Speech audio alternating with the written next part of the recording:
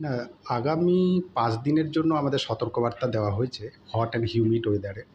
And এটা ৩৫ degree এবং তার বেশি থাকার সম্ভাবনা, এবং যা স্বাভাবিকের থেকে ৩ থেকে ৪ ডিগ্রি বেশি থাকতে পারে অনেক জায়গায় ত্রিপুরার বিভিন্ন জেলাতে।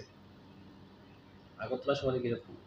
আগরতলা শহরে কালকে যেটা রেকর্ড করা হয়েছে আমাদের আবহাওয়া অফিসে, সেটা হচ্ছে 37.5, যেটা স্বাভাবিকের থেকে ৪ ডিগ্রি বেশি ছিল। আর আজকে যেটা অবজার্ভ করা গেছে সেটা হচ্ছে 37, সেটা স্বাভাবিকের থেকে 3.7 ডিগ্রি সেলসিয়াস বেশি ছিল। বৃষ্টির কোনো সম্ভাবনা রয়েছে? বৃষ্টির সম্ভাবনা, উনাকোটি, নর্থ এবং ধলায় বৃষ্টির ১-২ জায়গায় বৃষ্টির সম্ভাবনা দেওয়া হয়েছে সামনের ৩ দিন দেওয়া হয়েছে।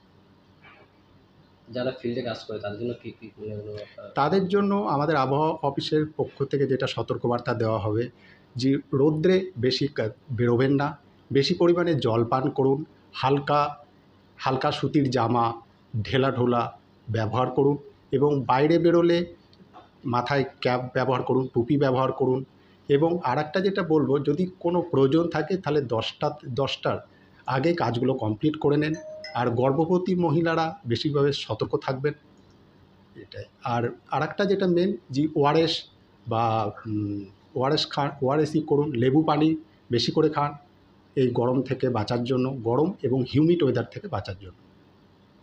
মানে যাদের পরিবারে ছোটো ছোটো শিশু রয়েছে তাদের জন্য কি কোনো? তাদের জন্য এটাই যে তারা বেশি রোদে বেরোবেন না, জল বেশি করে পান করুন, এটাই।